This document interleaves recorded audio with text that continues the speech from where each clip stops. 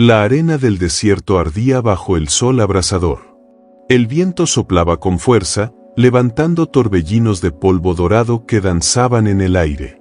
En medio de aquel paisaje implacable, un hombre de túnica sencilla caminaba con paso firme. Sus ojos reflejaban una determinación inquebrantable. Su nombre era Jesús de Nazaret, y su destino estaba escrito en la eternidad. Desde su nacimiento, su vida había sido envuelta en misterio y señales divinas. Unos magos de Oriente, guiados por una estrella, habían viajado desde tierras lejanas para postrarse ante él cuando aún era un niño. Un rey cruel, Herodes, había intentado eliminarlo, temeroso de la profecía que hablaba de un nuevo rey de los judíos. Su familia había huido a Egipto, y solo después de la muerte del tirano pudieron regresar a Nazaret, el pequeño pueblo donde creció en la humildad de un carpintero. Pero ahora, el tiempo del anonimato había terminado. Jesús se encontraba en las orillas del río Jordán, donde un hombre de aspecto salvaje predicaba con fervor. Vestido con pieles de camello y con miel silvestre aún en su barba, Juan el Bautista clamaba al pueblo: «Arrepentíos, preparad el camino del Señor». La multitud lo rodeaba, conmovida por su mensaje. Muchos descendían al agua para ser bautizados, sumergiéndose en un símbolo de purificación y renovación. Y entonces, Jesús avanzó. Juan lo miró con sorpresa. Sus ojos, que habían visto a miles de pecadores, se encontraron con una mirada diferente, la de alguien sin mancha, sin culpa. «¿Tú?», murmuró, sintiendo un escalofrío recorrer su cuerpo. «Yo necesito ser bautizado por ti, ¿y tú vienes a mí?». Jesús sonrió con serenidad. «Conviene que cumplamos toda justicia». Juan, con el corazón acelerado, asintió y lo llevó al agua. La multitud contuvo la respiración cuando Jesús fue sumergido. Pero al emerger, algo extraordinario sucedió. Los cielos se abrieron. Una luz indescriptible descendió como una paloma, posándose sobre Jesús, y una voz resonó desde lo alto, clara como el trueno pero dulce como el amanecer. «Este es mi Hijo amado, en quien tengo complacencia». Un silencio sagrado cayó sobre todos. Algunos cayeron de rodillas, otros lloraron sin entender por qué. Pero Jesús, con el agua aún escurriendo de su cabello, sabía que aquello era solo el principio. El destino lo llamaba. El viento del Jordán se tornó frío, como si la misma creación entendiera la magnitud de lo que acababa de suceder. La voz del cielo aún resonaba en la mente de los presentes, pero Jesús no esperó celebraciones ni palabras de asombro. Había recibido la confirmación de su misión, y ahora el Espíritu lo guiaba a su siguiente prueba. Sin decir una palabra, se alejó del río y se adentró en el desierto. La arena parecía infinita, las rocas ardían bajo el sol del mediodía y las noches eran un manto helado de estrellas indiferentes. Durante 40 días y 40 noches, Jesús ayunó, sin probar bocado, sin beber más que el rocío de la madrugada. Su cuerpo se debilitaba, pero su espíritu ardía con un fuego inquebrantable. Fue entonces cuando él apareció. Desde las sombras de una formación rocosa, una figura emergió con pasos suaves, casi serpenteantes. Su túnica negra apenas se movía con el viento, y su rostro tenía una belleza fría y cruel. Satanás, el príncipe de este mundo, venía con una sonrisa calculada. «Si eres el Hijo de Dios», su voz era un susurro seductor, «di a estas piedras que se conviertan en pan». Jesús, con los labios agrietados por la sed, miró la roca a sus pies. Su hambre era real, su necesidad era inmensa. Con un solo pensamiento, podía transformar la piedra en el pan más delicioso. Pero sus ojos se alzaron, firmes.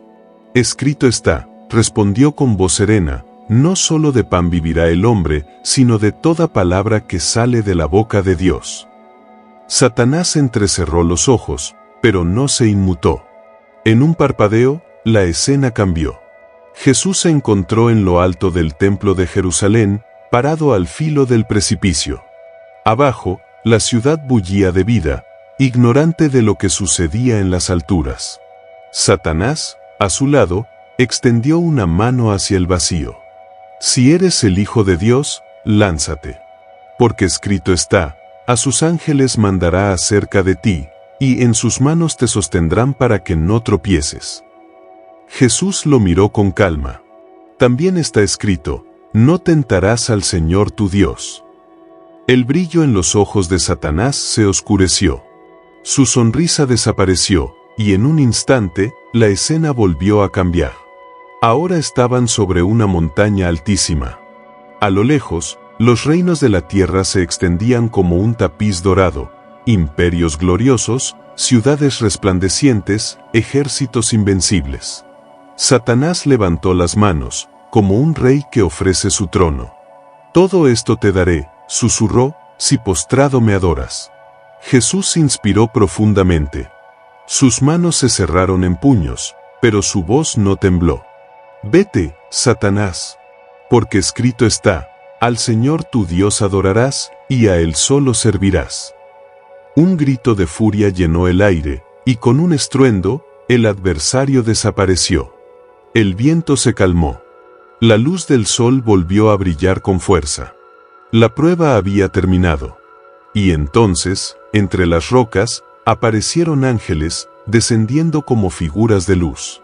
Se acercaron a Jesús, ofreciéndole agua fresca, alimento y consuelo. Había vencido.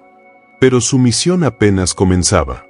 Jesús descendió de las montañas del desierto con una determinación renovada. Cada paso que daba lo acercaba a su destino, a su propósito. El Espíritu lo había guiado hasta allí para ser probado, y ahora lo dirigía hacia las tierras donde comenzaría su misión. Los ecos de su victoria sobre Satanás aún resonaban en el aire cuando llegó a Galilea. La región, bañada por las aguas del mar homónimo, era hogar de pescadores, agricultores y comerciantes. Gente sencilla, trabajadora, y también desesperada por esperanza.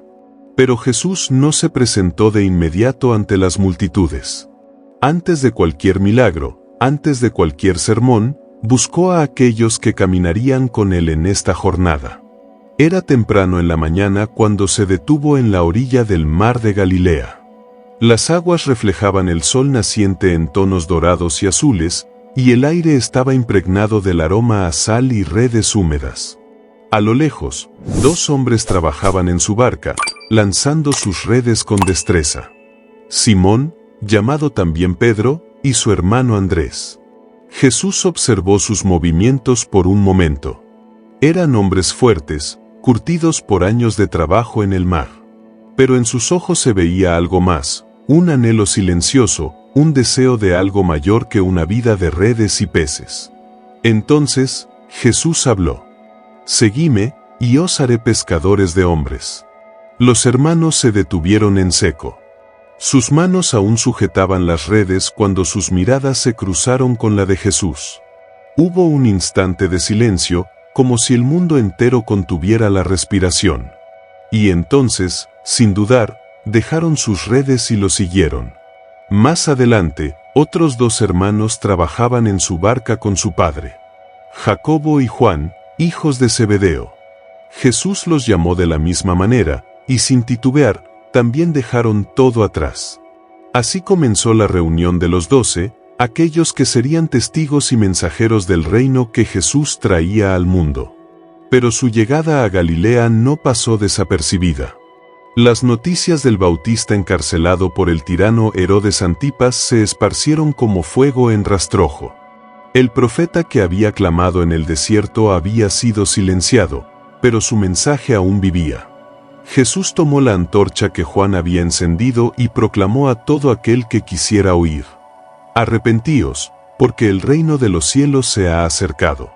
Sus palabras encendieron los corazones como una chispa en un campo seco. La gente comenzaba a reunirse a su alrededor, no solo por curiosidad, sino porque sentían en sus palabras algo real, algo que nunca antes habían escuchado de los labios de los fariseos o los sacerdotes del templo. Y entonces, un día, al ver la multitud que lo seguía, Jesús subió a una colina. El murmullo se apagó cuando se volvió hacia ellos. Sus discípulos se sentaron más cerca, expectantes.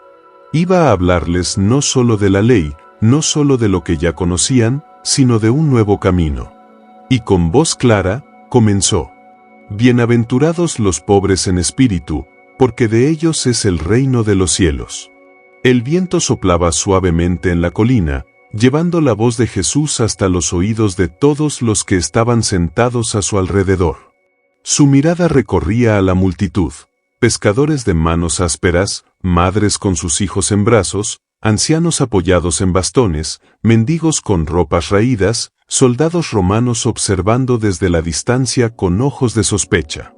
Y con palabras llenas de poder y compasión, continuó: Bienaventurados los que lloran, porque ellos recibirán consolación. Bienaventurados los mansos, porque ellos heredarán la tierra. Bienaventurados los que tienen hambre y sed de justicia, porque ellos serán saciados. Cada frase caía como un trueno en los corazones de quienes escuchaban. No era el mensaje de los escribas ni de los fariseos, que imponían cargas pesadas sobre el pueblo. No era la voz de los reyes o de los poderosos, que buscaban someter con el hierro y el miedo. Era algo nuevo, algo radical. Los que el mundo despreciaba, los humildes, los perseguidos, los de corazón puro, eran los verdaderos herederos del reino de Dios. Jesús continuó, y sus palabras ardían como fuego sagrado. Bienaventurados los misericordiosos, porque ellos alcanzarán misericordia. Bienaventurados los de limpio corazón, porque ellos verán a Dios. Bienaventurados los pacificadores, porque ellos serán llamados hijos de Dios. Algunos entre la multitud intercambiaron miradas. ¿Hijos de Dios? ¿Ellos, simples campesinos, trabajadores y marginados? Pero Jesús no había terminado. Bienaventurados los que padecen persecución por causa de la justicia, porque de ellos es el reino de los cielos. El aire pareció volverse más denso. Había peligro en aquellas palabras. En una tierra gobernada por Roma, donde los sacerdotes del templo tenían el poder religioso y los soldados controlaban con la espada, hablar de justicia y reino era peligroso. Y sin embargo, Jesús sonrió con ternura y añadió: Bienaventurados sois cuando por mi causa os vituperen y os persigan, y digan toda clase de mal contra vosotros, mintiendo. Alegraos y regocijaos, porque vuestro galardón es grande en los cielos, pues así persiguieron a los profetas que fueron antes de vosotros. Hubo un profundo silencio. Algunos bajaron la mirada, otros murmuraron entre ellos. Pero algo en el rostro de Jesús les aseguraba que no estaba prometiendo ilusiones. No hablaba como los líderes religiosos que solo repetían la ley sin vida. Hablaba como alguien con autoridad. Y entonces, su voz volvió a alzarse. Vosotros sois la sal de la tierra. Los oyentes se miraron entre sí. Sal. Un elemento cotidiano, vital para la vida, que preservaba los alimentos y daba sabor. Pero si la sal pierde su sabor, ¿con qué será salada? No sirve para nada, sino para ser echada fuera y pisoteada por los hombres. Un murmullo recorrió la multitud. ¿Acaso nos está diciendo que tenemos un propósito? Jesús continuó: Vosotros sois la luz del mundo. Ahora los murmullos crecieron. Luz. Otra vez, una imagen poderosa. La luz guiaba en la oscuridad, disipaba las tinieblas, mostraba el camino. Una ciudad asentada sobre un monte no se puede esconder. Ni se enciende una luz para ponerla debajo de un almud, sino sobre el candelero, y alumbra a todos los que están en casa. Algunos comenzaron a asentir. Lo entendían. Eran llamados a brillar, a cambiar el mundo. Y Jesús concluyó aquella parte de su enseñanza con un llamado claro, ineludible. Así alumbre vuestra luz delante de los hombres, para que vean vuestras buenas obras y glorifiquen a vuestro Padre que está en los cielos. El sol ascendía en el cielo, iluminando la multitud que lo rodeaba.